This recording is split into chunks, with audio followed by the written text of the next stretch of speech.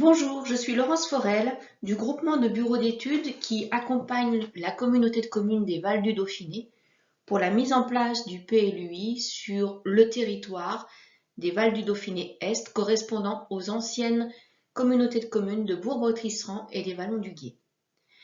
Cette présentation vient pour pouvoir pallier aux problématiques de la crise sanitaire qui nous empêche de nous réunir en présentiel et qui vient donc pour préciser l'état d'avancement du PLUI actuel du côté Est. Concernant le déroulé de ce diaporama, je vais dans un premier temps rappeler le contexte du travail et les modalités de la concertation. Je vais rappeler les grandes orientations données au projet de territoire du Val de Dauphiné côté Est, qui sont traduites dans le PADD, projet d'aménagement et de développement durable. Je vais ensuite expliquer comment ce PADD a été traduit dans les outils réglementaires et on verra, pour terminer, le calendrier de finalisation. Pour rappel du contexte de travail dans lequel nous sommes. Donc, dans un premier temps, le PLUI est un document de planification qui est à la fois un projet de territoire et un document réglementaire qui va remplacer tous les anciens documents d'urbanisme qui sont toujours en vigueur actuellement sur le territoire, c'est-à-dire les anciens PLU, cartes communales ou règlement national d'urbanisme éventuellement sur certaines communes. Le PLUI va encadrer le développement en définissant des règles de constructibilité communes en traduction des grandes orientations du projet d'aménagement et de développement durable. Ce PLUI a pour objectif de donner une vision globale du territoire.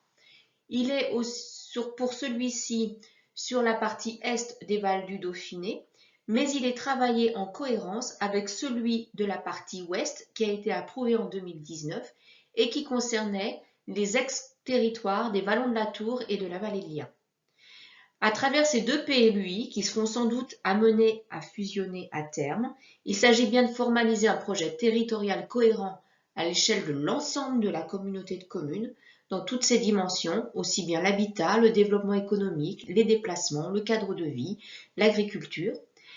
Il s'agit aussi de se doter d'un document stratégique qui permettra de faire face aux dynamiques actuelles du territoire. On est sur un territoire très dynamique. Et puis, d'harmoniser les règles de construction entre les différentes communes, sachant que les règlements des deux PLUI sont dans la même structure et avec des règles équivalentes ou très proches pour pouvoir justement répondre à cet enjeu de cohérence sur l'ensemble du territoire des Vals du Dauphiné. Ce que vous voyez apparaître ici concerne la hiérarchie des normes qui existent entre les différents documents d'urbanisme et qui s'imposent au plan local d'urbanisme que nous travaillons actuellement. Tout en haut, nous avons les lois nationales qui sont pour les dernières les lois Elan qui ont permis de réformer le code de l'urbanisme et puis pour les plus anciennes qui ont mis en place les plans locaux d'urbanisme, la loi SRU qui date de 2020 et donc toutes les lois qui sont intervenues depuis 20 ans et qui sont aujourd'hui inscrites dans le code de l'urbanisme. Nous avons aussi des plans de prévention des risques. Alors, ils sont de plusieurs ordres sur le territoire, puisque nous en avons plusieurs. Ces plans de prévention des risques s'imposent directement aux autorisations du droit du sol, donc les permis de construire, les déclarations préalables, dans un rapport réglementaire, puisque ce sont des servitudes d'utilité publique. Puis, nous avons des documents supérieurs qui s'imposent au PLUI dans un rapport de compatibilité. C'est en premier lieu le SCOT, le schéma de cohérence territoriale du Nord-Isère, qui comprend un volet commercial et qui définit pour chaque commune des polarités entre des communes centres, des communes relais et des bourgs plus petits. Et à l'échelle des Vals du Dauphiné, nous avons un programme local de l'habitat, le PLH, qui a défini les orientations du SCOT en matière d'habitat. Enfin, il existe un dernier type de document qui s'appelle le SRADET, Schéma régional d'aménagement et de développement durable et d'égalité des territoires. Ce SRADET a été approuvé très récemment et il vient remplacer d'anciens documents régionaux qui traitaient des cohérences écologiques à l'échelle de la région, toutes les orientations en matière de climat, air, énergie. Toutes ces orientations sont aujourd'hui regroupées dans ce même document qui nous concerne directement en matière d'aménagement du territoire. Pour travailler ce PLUI, bien évidemment, c'est un travail important de la part des élus, mais il faut savoir que ce n'est pas un travail qui se fait de façon isolée. Il y a effectivement autour de la table un certain nombre de partenaires qui sont parties prenantes et qui donnent un avis. Le premier, ce sont évidemment les services de l'État, à travers notamment la DDT, la Direction départementale des territoires, ainsi que les autres services.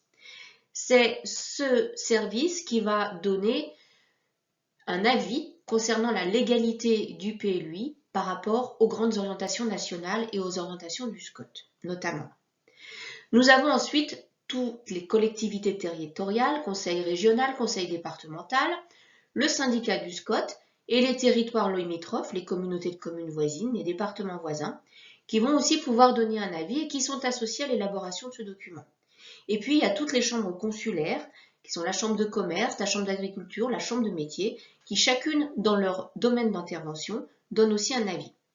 Ça, ce sont les institutionnels. Mais ce PLUI a été aussi construit avec la participation d'associations diverses, notamment dans des ateliers de travail thématiques, et des habitants à travers certaines sollicitations, notamment des réunions publiques. Je vais, par cette diaporama, représenter le processus du PLUI que j'avais eu l'occasion de présenter à plusieurs reprises dans les réunions publiques précédentes. Je rappelle, au départ, il y a une délibération du conseil communautaire qui prescrit la révision du PLUI et donc sa mise en place, en l'occurrence, toute une phase d'étude qui comporte un diagnostic, l'élaboration du projet global du PADD, des orientations d'aménagement et de programmation, que j'expliquerai tout à l'heure, et un projet réglementaire. Tout ça nous amène à aboutir sur un projet provisoire de PLUI qui va être validé une première fois par le conseil communautaire, c'est ce qu'on appelle l'arrêt du PLUI.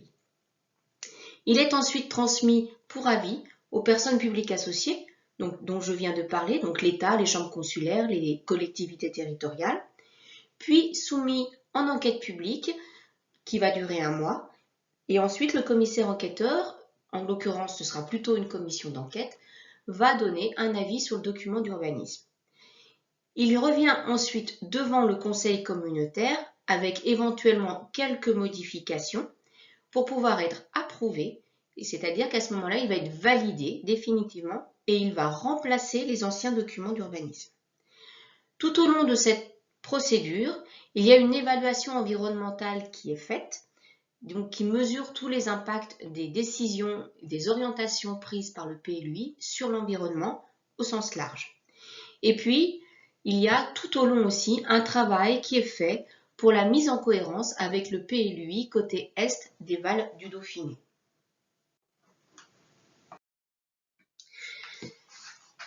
Il convient maintenant de rappeler les grandes étapes du PLUI. La première phase qui a été présentée lors de plusieurs réunions publiques a consisté à établir un diagnostic du territoire, donc qui est vraiment une photographie du territoire. En gros, quelle est la situation actuelle? Ensuite a été établi le PADD, projet d'aménagement et de développement durable, qui est en fait la stratégie politique de développement et d'aménagement du territoire à un horizon d'une 12aine d'années, qui est en fait vraiment un projet global de territoire. Ce projet a aussi été présenté en réunion publique. Puis vient ensuite la traduction réglementaire, c'est-à-dire la partie zonage, règlement, orientation d'aménagement, qui vient traduire ces grandes orientations du PLUI. Nous avions présenté en 2019 l'état d'avancement de cette traduction réglementaire à cette époque-là. Ensuite, viendra le recueil de l'avis des partenaires, l'enquête publique, ce que je viens d'exposer, qui permet de donner un avis global sur le PLUI. Dans cette phase de travail jusqu'à l'arrêt du PLUI, c'est-à-dire la première validation par le conseil communautaire, une concertation est organisée qui porte évidemment sur l'intérêt général et non pas sur des intérêts particuliers, qui est un processus qui débute lors de la prescription du PLUI jusqu'à l'arrêt, Il y a eu plusieurs moyens donnés à cette participation, les réunions publiques, je viens de dire qu'il y en a déjà eu plusieurs, des ateliers de travail que nous avons réalisés, des ateliers thématiques, des balades aussi de travail sur le terrain, notamment sur certains sites de développement, une exposition et évidemment toutes les communications dans la presse, sur le site internet des Vals du Dauphiné et des plaquettes d'information. Voilà pour le cadre de travail. Maintenant, je vais rappeler les grands axes du projet d'aménagement et de développement durable. Ceux-ci ont déjà été présentés, mais il est bon de pouvoir se les remettre en tête avant de passer à la suite. Ce PADD s'articule sur plusieurs grandes orientations. Une ambition générale qui est d'avoir un territoire actif au développement qualitatif. On est dans un contexte de transition puisque les collectivités territoriales se sont regroupées, qu'elles ont commencé à bâtir depuis le mandat précédent un projet de territoire qui trouve son expression dans les deux PLUI. Il s'agit bien des territoires attractifs, donc d'accueil, mais aussi de qualité. Et il s'agit aussi d'un territoire qui est divers, avec des communes d'enjeux très variés, des communes urbaines, des communes rurales, mais cette diversité est une source de synergie dans les projets à venir. Le projet de territoire recherche une protection de logements de qualité qui vient en respectant les atouts du territoire sur le plan du paysage notamment, mais aussi de son environnement. Donc il faut pouvoir accueillir de la population, continuer la croissance démographique jusqu'à à peu près 1,8% par an sur 10-12 ans et produire pour cela à peu près 300 logements neufs par an pour permettre à la fois d'accueillir la population nouvelle et de répondre aux besoins en logement liés au desserrement démographique, c'est-à-dire liés à la réduction de la taille des ménages en lien avec le vieillissement et la décohabitation des jeunes et le fait qu'il y a aujourd'hui de plus en plus de séparation familiale et donc de familles plus petites. Il faut aussi favoriser l'émergence de logements moins consommateurs d'espace parce que, on l'avait vu dans les précédentes réunions publiques, la consommation d'espace a été conséquente sur le territoire des Vals du Dauphiné, mais comme dans beaucoup d'autres endroits en France. Et puis, ce développement nécessite d'être accompagné par des équipements pour pouvoir répondre au plus près des besoins des habitants.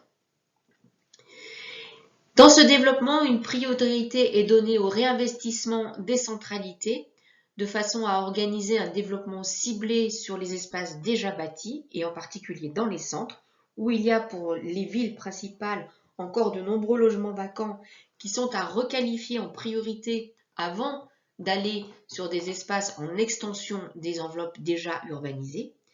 Il s'agit aussi de soutenir l'attractivité de ces centres urbains et des centres-villages pour permettre le maintien des commerces, des services.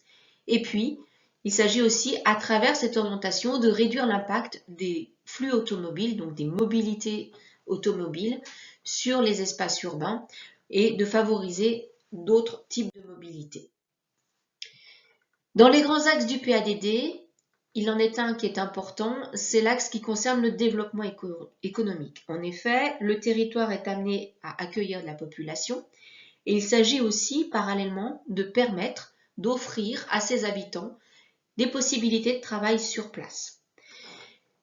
Le territoire des Vals du Dauphiné est un territoire attractif puisqu'il est entre plusieurs agglomérations, l'agglomération lyonnaise, l'agglomération de Chambéry, Grenoble.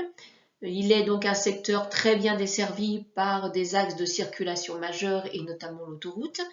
Et il est donc pour des activités économiques un secteur important et attractif.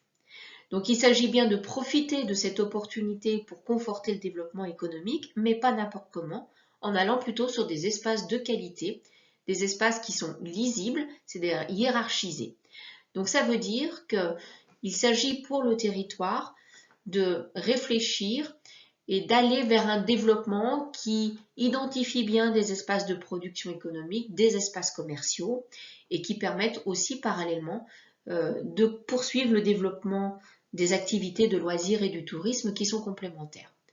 Dans ce développement économique est aussi comprise l'activité agricole puisqu'elle est sur le territoire extrêmement importante.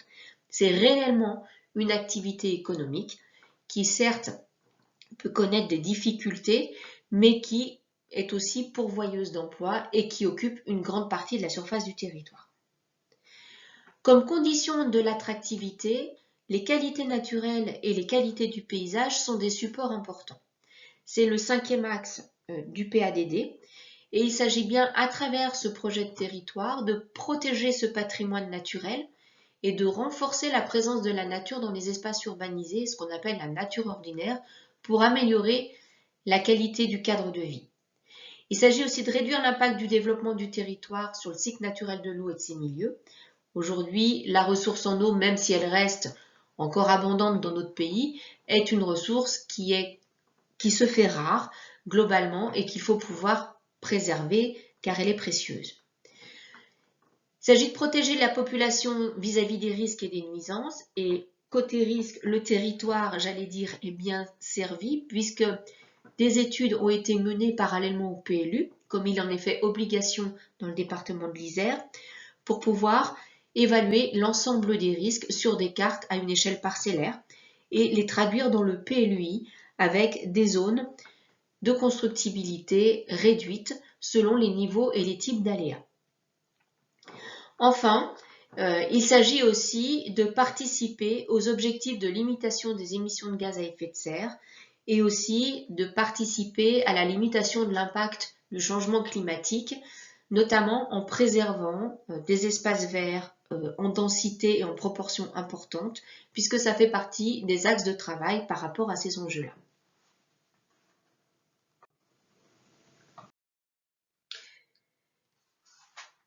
Je vais faire quelques focus sur les orientations de ce PADD, en premier lieu sur l'environnement. Dans ces orientations plus précises du PADD, il y a vraiment une orientation forte sur le maintien des qualités naturelles comme support de l'attractivité.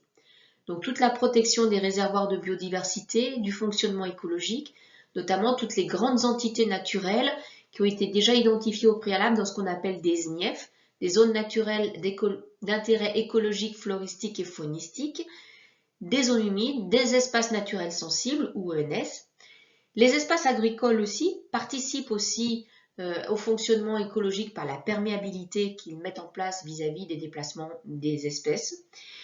Et puis, il y a aussi ce qu'on appelle des corridors écologiques qui sont principalement le long des cours d'eau et qui sont des fonctionnalités écologiques importantes qui permettent justement d'assurer des continuités dans les déplacements entre les réservoirs de biodiversité. Ces éléments-là sont des éléments forts dans le cadre du PLU et les outils, on les développera plus loin, ont été mis en place pour pouvoir protéger ces espaces-là. Il s'agit aussi de gérer les impacts des risques et des nuisances. Donc, on l'a vu, des études risques ont été menées.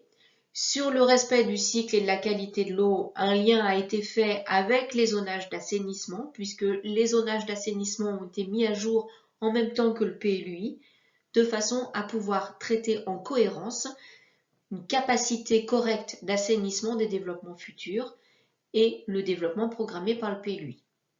Et enfin, le PLUI est un document très ouvert à tout ce qui est qualité environnementale de la construction, notamment les constructions bioclimatiques et tout ce qui est production d'énergie dans les nouvelles constructions, qu'elles soient à usage d'habitation ou économique.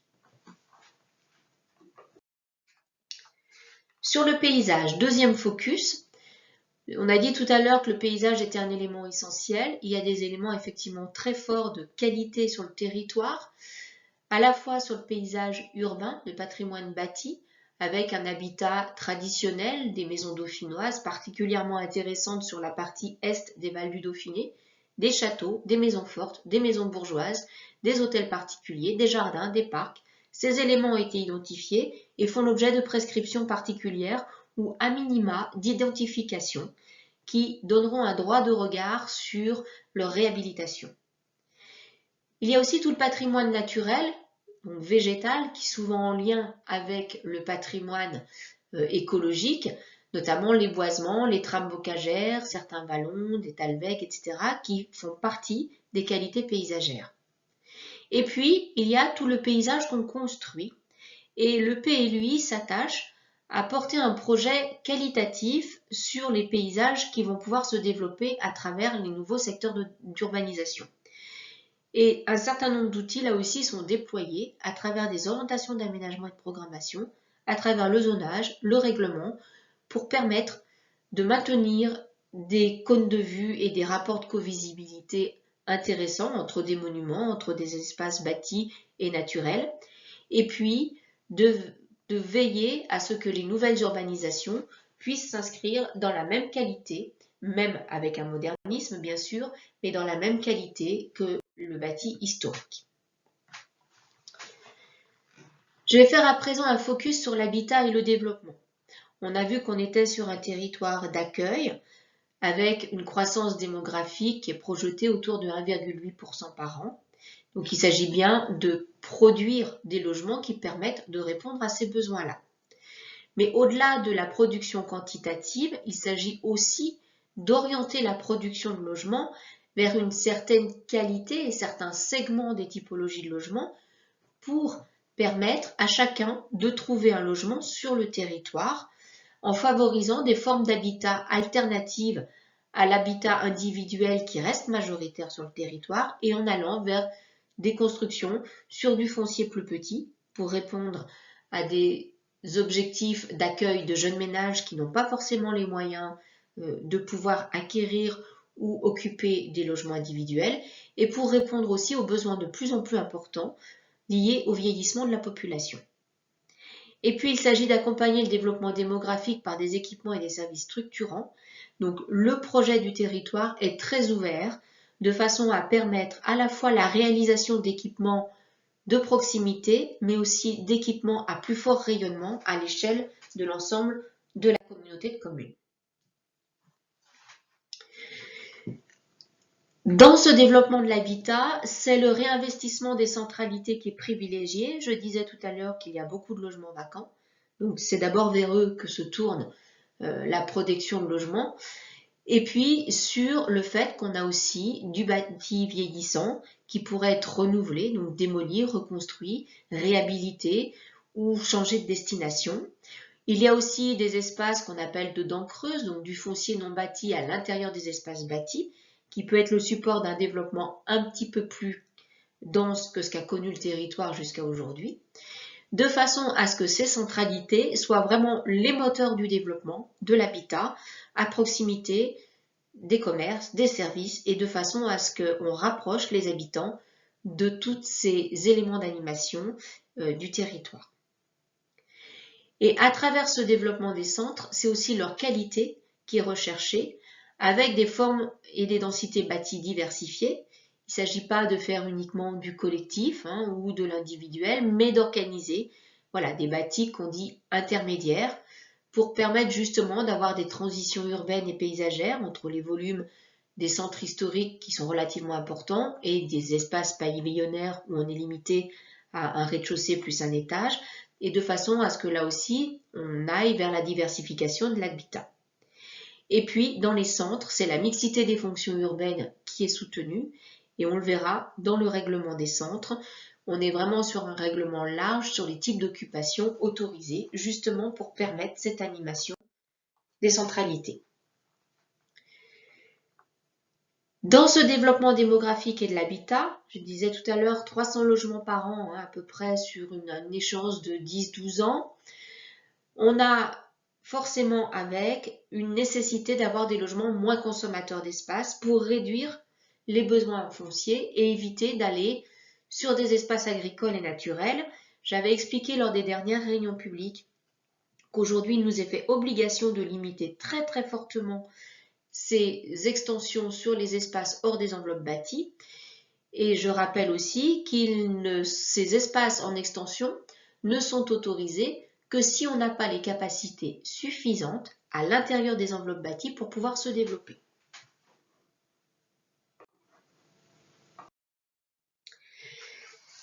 Je rappelle aussi que le SCOT, le schéma de cohérence territoriale du Nord-Isère, a défini un certain nombre d'orientations, notamment en matière de polarité, ce qu'on appelle l'armature urbaine, dans laquelle, donc on a fait un extrait ici, vous voyez la partie est des Vals du Dauphiné, sur lesquels vous voyez les gros cercles oranges sont les villes-centres, donc le pont de Beauvoisin. On a des villes relais les abris en Dauphiné, des bourgs relais et des villages. Et pour chaque type de polarité, un développement est prescrit, donc qui est maximal pour tout ce qui est ville-relais, bourg-relais et village, et qui est minimal pour la ville-centre, donc le pont de Beauvoisin, qui vient en complément du PLUI côté ouest avec la ville de la Tour-du-Pin. Cet encadrement est relativement strict et le PLUI doit s'y conformer sous réserve, j'allais dire sous peine, d'avoir un avis défavorable du SCOT et de l'État. On va faire maintenant un focus sur le développement économique. Donc on l'a dit tout à l'heure, il s'agit bien de permettre de développer de l'emploi en cohérence avec le développement résidentiel, mais en s'appuyant notamment au niveau commercial sur l'existant. Les commerces sont fléchés sur les centralités et sur les petits pôles périphériques existants, mais il n'est pas du tout envisagé de développer de nouvelles polarités commerciales extérieures et nouvelles à celles existantes. Autre point important sur l'économie, c'est aussi, je le disais tout à l'heure, tout ce qui est développement touristique, avec un souhait de profiter de la qualité du paysage et du patrimoine qui existe sur le territoire pour développer des activités de plein air, en tout cas poursuivre leur développement, attirer la clientèle de proximité de passage, développer des courts séjours, retenir aussi la clientèle d'affaires puisqu'on a des zones d'activité, ce qui permet justement d'avoir un complément économique important et intéressant vis-à-vis des zones d'activité existantes qui, elles, sont amenées à se renforcer pour les plus structurantes et surtout à être complémentaires les unes des autres puisque le PLUI distingue des activités de production dédiées à certaines zones d'activité et d'autres zones d'activité qui sont plus mixtes.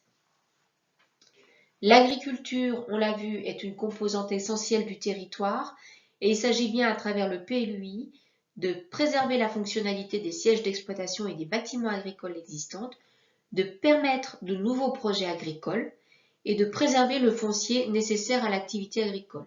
J'insiste sur ce point car c'est lui qui va conditionner le fait qu'on n'aura pas de développement urbain nouveau sur des espaces à vocation agricole ou à proximité de sièges d'exploitation.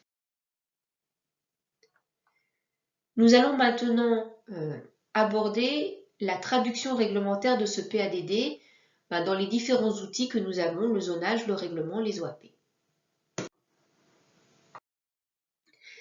Dans un premier temps, je vais aborder le règlement graphique. Alors, aujourd'hui, on ne va pas détailler pour chaque commune, bien que vous allez voir les plans, mais nous n'allons pas détailler chaque parcelle, vous pourrez les regarder tranquillement. On va seulement voir les grands principes. Donc je rappelle que nous avons aujourd'hui 4 grands types de zones dans les documents d'urbanisme. Les zones urbaines, dites U, qui sont celles où nous avons les réseaux et infrastructures suffisants pour le développement au droit des parcelles. Les zones à urbaniser, qui sont des zones de taille significative en général, sur lesquelles on a 2 types de zones, des zones ouvertes qui seront constructibles immédiatement et des zones qui sont fermées, qui nécessiteront une modification du PLUI pour être ouvertes à l'urbanisation. On a des zones agricoles qui sont dédiées purement à l'activité économique agricole et les nouvelles constructions possibles sont uniquement celles liées à l'activité économique agricole. Et on a des zones naturelles qui sont les secteurs de protection des paysages, des milieux naturels ou encore là où la présence de risque est très forte. Donc, voici la carte de ces zones du PLUI. Donc, vous avez la globalité et ensuite, on va détailler les différents zonages. Donc, vous voyez, ce que vous voyez en vert, ce sont les zones naturelles où on voit bien les grandes continuités le long des cours d'eau, les boisements.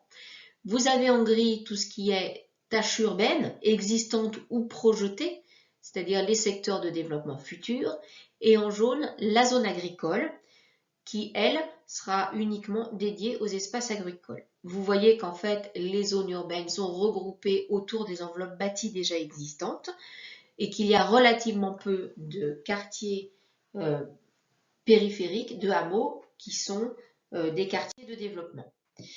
Cette notion de hameau, il faut la définir dans le PLUI, puisqu'effectivement, elle peut recouvrir des situations différentes. Il s'agit bien non pas de quelques habitations dispersées, mais bien de quartiers complets sur lesquels on a une certaine densité de construction, c'est-à-dire au moins 15 constructions d'habitations qui sont regroupées. Le critère retenu est celui d'une distance inférieure à environ 50 mètres, sans coupure d'urbanisation par des voies, par des éléments topographiques de rivière ou par vallon, par exemple.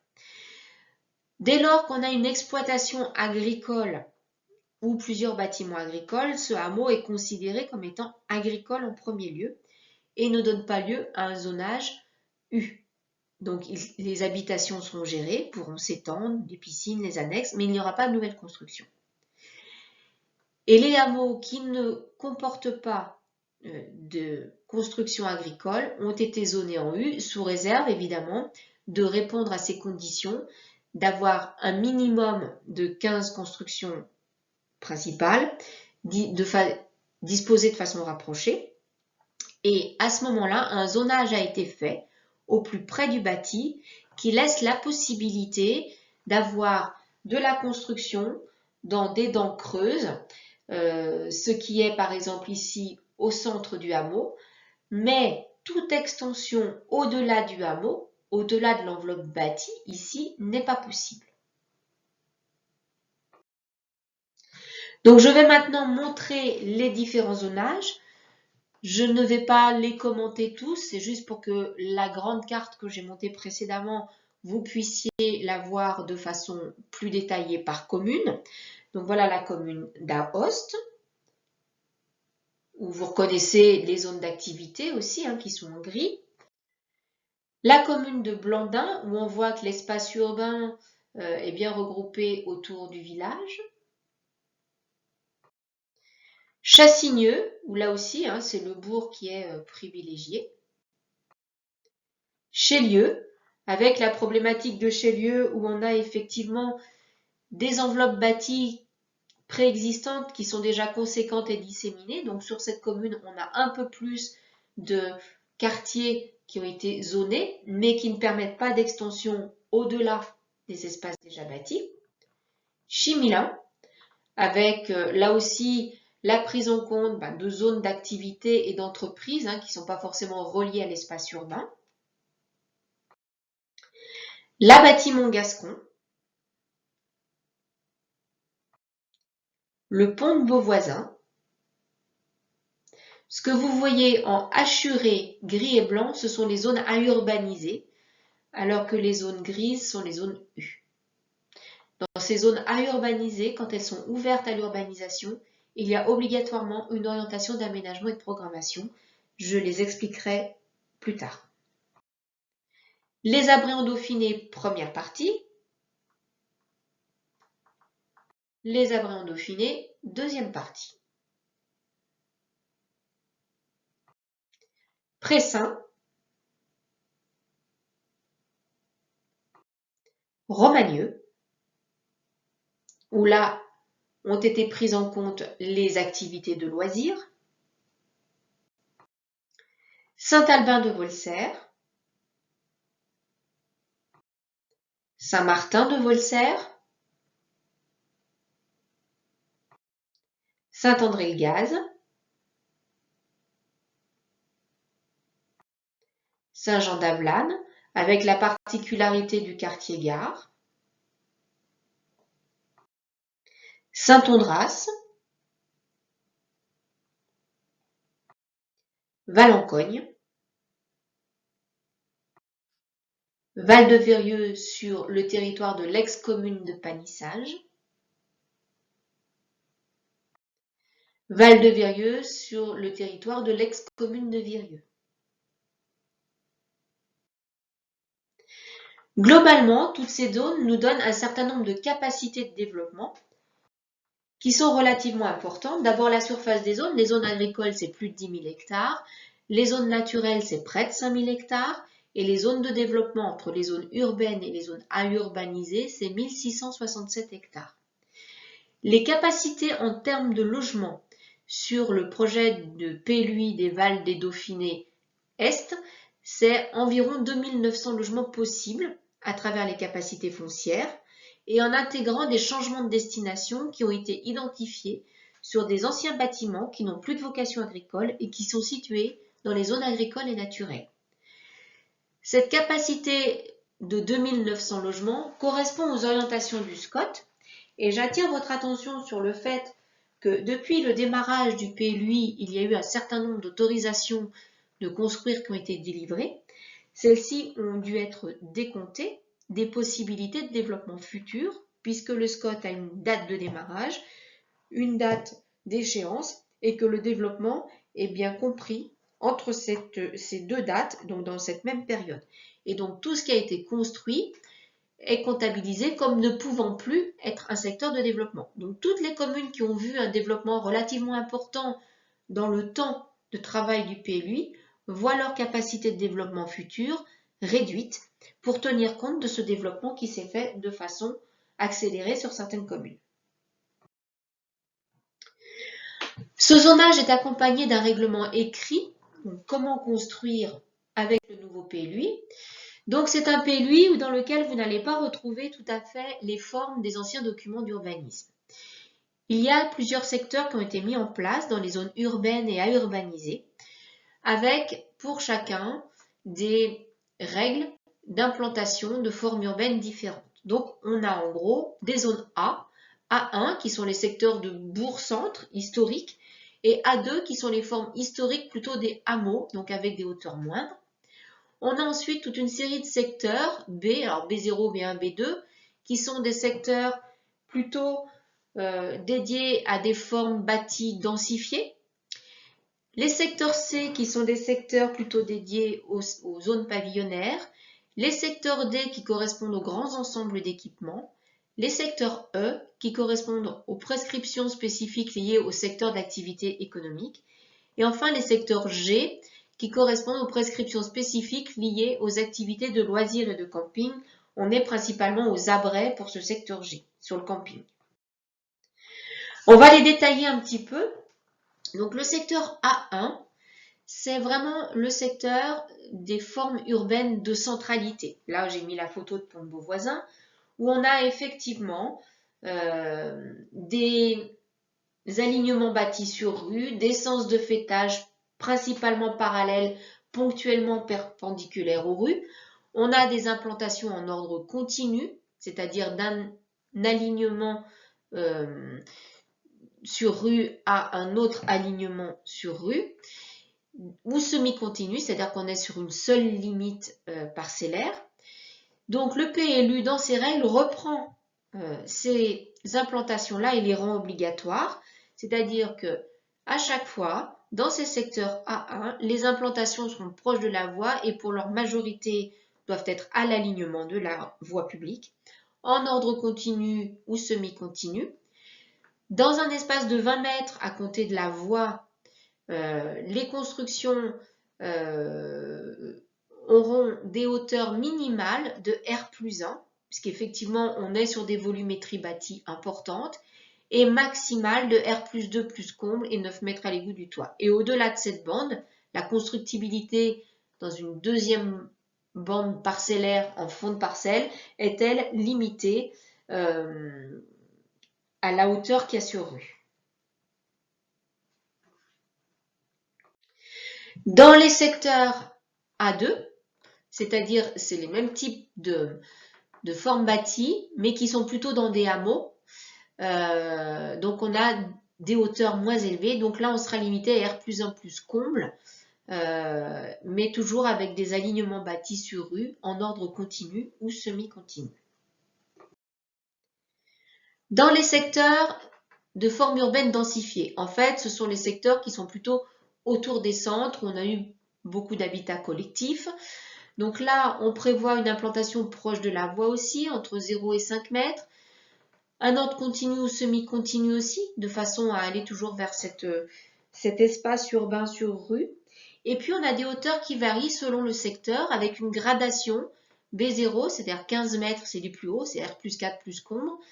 jusqu'à B2, donc R plus 2 plus comble et 9 mètres à l'égout du toit, en hauteur maximale, et qui sont en fait un petit peu des enveloppes, presque des cercles concentriques autour des centres, pour faire les transitions entre les centres historiques et les formes pavillonnaires, qui sont les secteurs C auxquels j'arrive. Donc dans ces zones pavillonnaires, on a un retrait minimal de 5 mètres qui est exigé depuis l'alignement de la voie, et ça correspond à la majorité des constructions actuelles déjà dans ces quartiers-là. On a des retraits de 3 mètres par rapport aux limites séparatives, mais l'implantation sur la limite séparative est possible. Dans ce cas, la hauteur ne peut pas excéder 3,50 m sur une profondeur de 3 mètres vis-à-vis de la limite. Tout ça, c'est pour permettre de mieux utiliser les parcelles, de permettre des extensions en rez-de-chaussée des habitations existantes, notamment pour faire face aux problématiques d'adaptation du logement aux besoins, au vieillissement, puisque beaucoup de personnes âgées aujourd'hui quittent les étages de leur maison pour pouvoir aménager des espaces entièrement en rez-de-chaussée ou pour étendre les logements quand on a des familles qui s'agrandissent. Et là, de façon à ne pas déformer ces cohérences urbaines, les hauteurs sont limitées à du R plus 1 plus comble, soit 8 mètres à l'égout du toit. Pour ce qui concerne le secteur D, donc là on est sur les grands ensembles d'équipements, gymnase, école, etc. On est sur des équipements qui vont avoir des besoins de réhabilitation, d'extension. Là aussi, l'optimisation du foncier est demandée, comme pour l'habitat, comme pour les activités économiques. Donc là, il s'agit bien de pouvoir favoriser toutes les évolutions sur place et de pouvoir favoriser aussi des implantations d'équipements sur des petits terrains. C'est pourquoi le PLUI met des règles, on va dire, très larges, puisque les implantations sont libres dans tous ces secteurs pour permettre ces évolutions et ces libertés, ces marges de manœuvre par rapport aux équipements d'intérêt collectif. Pour les activités économiques, les problématiques sont proches, mais en même temps un petit peu différentes. Là aussi, une économie de foncier est demandée. Les activités économiques, pour certaines, ont des besoins d'extension pour pouvoir s'adapter à leur mode de production, à des nouvelles chaînes de production par exemple. Donc là aussi, à l'intérieur des zones d'activité, les implantations sont vraiment libérées. Les hauteurs aussi, puisqu'on peut avoir des contraintes techniques qui peuvent être très différentes selon les types d'activités économiques. Par contre, l'exigence principale concernera dans le PLUI le traitement des implantations vis-à-vis des voies, où là il est demandé un retrait, et on verra que ce retrait devra aussi être traité de façon paysagère. Et enfin, les secteurs de prescription spécifiques liés aux activités de loisirs et camping. Là aussi, on demande un retrait de 5 mètres à compter de l'alignement des voies. Par contre, on ne réglemente pas les hauteurs des constructions, puisqu'on peut, on le voit sur les photos là, être confronté à des installations particulières, notamment de couverture de piscine, qui peuvent être relativement hautes. Et donc, il convient de permettre à ces structures d'hébergement et d'activités de loisirs de se développer de façon à conforter l'attractivité du territoire. Un point important, je le disais tout à l'heure, est le traitement de la trame verte dans le futur PLUI. Je rappelle, il s'agit bien d'aller vers un paysage de qualité, de valoriser l'existant des qualités paysagères du territoire, de respecter le cycle et la qualité de l'eau, de maintenir les qualités naturelles existantes et protéger les réservoirs de biodiversité. Pour cela, il y a plusieurs outils qui sont déployés. Les premiers concernent la protection des fonctionnalités écologiques. Tout à l'heure, je parlais des corridors, donc le chevelu hydrographique, donc tous les cours d'eau, et les réservoirs majeurs qui sont sur le territoire principalement constitués des espaces boisés. Tous ces secteurs sont identifiés en zone naturelle. La zone naturelle ne permet pas de nouvelles constructions, mais uniquement la gestion des habitations existantes, avec la possibilité de faire des extensions, des annexes proches de l'habitation, des piscines, mais il n'y a pas de grand développement autorisé. Et puis, il y a tous les espaces aussi de perméabilité. Je disais tout à l'heure, les espaces agricoles sont des espaces de perméabilité pour les déplacements de la faune. Cette zone agricole ne permet pas non plus de développement en dehors de quelques constructions techniques agricoles, donc il n'y a pas de mitage possible. Donc tous ces secteurs sont bien identifiés est protégé soit par de la zone naturelle et agricole. Mais de plus, le PLUI identifie au titre d'éléments remarquables écologiques, au titre de l'article L151-23 du Code de l'urbanisme, les éléments qui sont le support de la fonctionnalité écologique, principalement les zones humides et les boisements donc, le long des cours d'eau qu'on appelle les ripisylves. Pour ce qui concerne la trame verte urbaine, le PLUI aussi met en place un certain nombre de prescriptions pour aller vers cette qualité recherchée, notamment avec la mise en place de ce qu'on appelle un coefficient de biotope ou de végétalisation dans l'ensemble des zones de développement, des zones urbaines ou des zones à urbaniser. Donc ce coefficient, il est à traiter à la fois par l'obligation de réaliser des espaces de pleine terre végétalisés ou des toitures végétalisées dont une partie pourra être prise en compte, 50%, ou encore les parties végétalisées au sol des espaces de stationnement qui sont ici comptabilisés à 50% de leur surface, et puis les surfaces perméables, graviers, etc., qui sont comptabilisées à 20%. Cette exigence de végétalisation est différenciée selon les secteurs. Elle est moins importante dans les centres urbains, puisque là on a très peu d'espace libre, on est plutôt sur de la densification. Donc les coefficients demandés sont moindres et elle devient beaucoup plus importante dans les secteurs à dominante pavillonnaire où là on a un peu plus de place.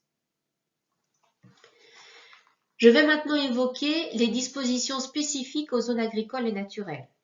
Je disais tout à l'heure qu'en zone naturelle on ne construit pas et qu'en zone agricole, seules les exploitations agricoles professionnelles ont la possibilité de construire de nouveaux bâtiments. Donc, par contre, sont possibles toutes les extensions, annexes et piscines pour les habitations existantes et dans les conditions suivantes. Donc, on peut admettre 2 annexes par logement dans la limite de 50 m² d'emprise au sol au total des annexes et à condition qu'elles soient situées à moins de 20 mètres de la construction principale. Pour les piscines, c'est pareil, elles doivent être situées à moins de 20 mètres de la construction principale. Et pour les logements existants, on peut les aménager, les adapter, les réhabiliter. Et ils peuvent faire l'objet d'une extension jusqu'à 200 m² de surface de plancher totale. Les nouveaux logements, eux, ne sont admis uniquement que s'ils constituent des logements de fonction nécessaires à l'exploitation agricole. Sinon, ils ne peuvent pas être admis, sauf sur des secteurs ou des bâtiments qu'on a identifiés pour des changements de destination. Ceux-ci ont été identifiés sur l'ensemble des zones agricoles et naturelles de toutes les communes et au total, on est à quasiment 150 changements de destination possibles sur le territoire. Le PLUI met en place des orientations d'aménagement et de programmation sur toutes les zones à urbaniser, ouvertes à l'urbanisation, définies par le PLUI. Je vais rappeler de ces orientations d'aménagement et de programmation, que je vais appeler OAP pour aller plus vite, sont à chaque fois une sorte de focus sur des secteurs potentiels de développement et qui sont des secteurs stratégiques pour la collectivité, sur lesquels il faut maîtriser l'aménagement, tant sur le plan de la programmation que de la composition urbaine, que de l'échéancier d'urbanisation. C'est une pièce qui est opposable aux demandes d'autorisation, mais dans un principe de compatibilité et non réglementaire. Ce qui signifie que les principes qui sont développés peuvent être adaptés au moment du projet. Il s'agit bien d'un schéma d'organisation de chaque secteur. Je rappelle que ces OAP, si elles sont mises en place, n'obligent pas à déclencher une opération, puisque sur la très large majorité des secteurs qui sont identifiés, la propriété est privée et elle n'est pas publique. C'est bien le propriétaire qui déclenchera ou pas l'urbanisation de son site. Mais par contre, quand l'urbanisation est enclenchée, le pétitionnaire, qui est porteur donc du projet d'aménagement et de construction, devra impérativement respecter les principes d'organisation mis en place. Ces OAP, selon les secteurs, pourront être réalisés soit dans le cadre d'une opération d'ensemble, soit au fur et à mesure de la réalisation des équipements dans la zone par la collectivité. Et ça, c'est dans chaque secteur de l'OAP que c'est défini. C'est pas une donnée qui est générale, ça dépend de la situation dans le centre vis-à-vis des équipements, ça dépend de la multiplicité de la propriété foncière, ça dépend de la taille aussi des OAP, donc les situations peuvent être multiples. Je vais en montrer 3 pour illustration. Je ne vais pas montrer toutes les OAP du territoire parce qu'elles sont beaucoup trop nombreuses. Vous les trouverez en concertation sur le site de la communauté de communes. Je vais en prendre 3. Pour illustration, le pont de Beauvoisin. Donc voilà comment ça se présente.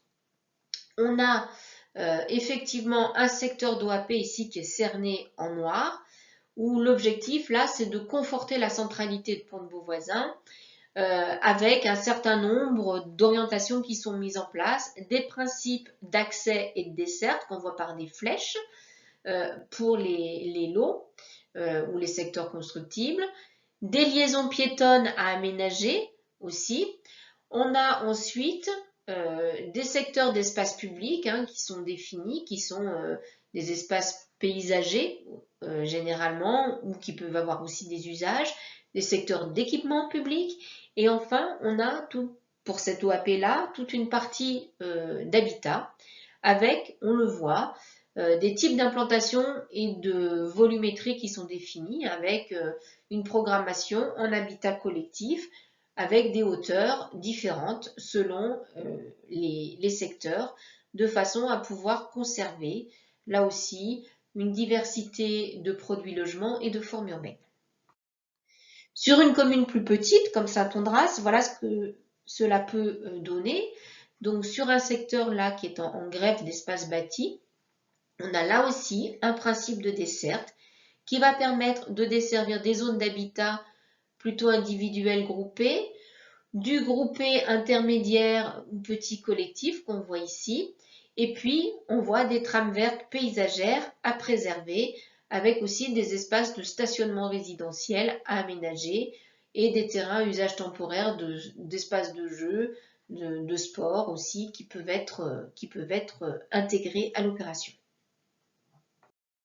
Troisième illustration, Saint-Jean-d'Avelane, où là la problématique du travail de l'OAP a été à la fois de concilier des objectifs de densification donnés par le SCOT. Saint-Jean-d'Avelane est une commune qui a une gare, et donc le SCOT demande pour les quartiers autour des gares d'avoir une densification relativement conséquente, et donc d'allier cet objectif de densité avec un caractère et une réalité de la commune qui est quand même une commune plutôt rurale, avec une desserte TER qui n'est pas forcément de grande qualité. Donc tout le travail a consisté à essayer de trouver cet équilibre, avec là aussi une programmation en termes d'habitat, que vous voyez ici selon les différentes couleurs, habitat intermédiaire, habitat plutôt à dominante pavillonnaire groupé, des zones aussi plutôt dédiées aux espaces verts, des zones plutôt dédiées aux activités économiques qui sont précisées dans ces OAP. Donc sur toutes les communes, nous avons des schémas de ce type avec à chaque fois, ce que je n'ai pas mis là, tout un texte qui va écrire comment on construit avec des objectifs en matière de stationnement, en matière d'aspect extérieur des constructions, en matière d'implantation du bâti et tout un programme en typologie de logement à respecter, y compris en typologie de logements sociaux, puisque ceux-ci sont imposés sur une partie des secteurs de développement du territoire. Pour finir, le calendrier de finalisation. Nous arrivons maintenant bientôt au bout du processus d'élaboration du projet de PLUI. Pour autant, je le disais tout à l'heure, nous avons encore du travail devant nous pour sa finalisation et son approbation. Nous sommes dans une phase d'ajustement et de finalisation, il est encore susceptible de quelques évolutions, mais cette fois-ci vraiment à la marge. Et il est prévu de l'arrêter très prochainement au printemps, de façon à ce que la consultation des personnes publiques associées qui s'ensuit et qui va durer 3 mois puisse se finaliser avant l'été ou durant l'été, et que l'enquête publique puisse avoir lieu à l'automne pour une approbation qui est envisagée à la fin de l'année 2021 ou au plus tard tout début 2022. Ces échéances sont maintenant rapprochées. Vous trouverez tous les documents qui vous permettront d'aller un peu plus dans le détail de cette présentation sur le site des Vals du Dauphiné. J'espère que cette présentation a été suffisamment claire et vous permettra de mieux appréhender ce projet global qui est relativement complexe. Je vous remercie de votre attention.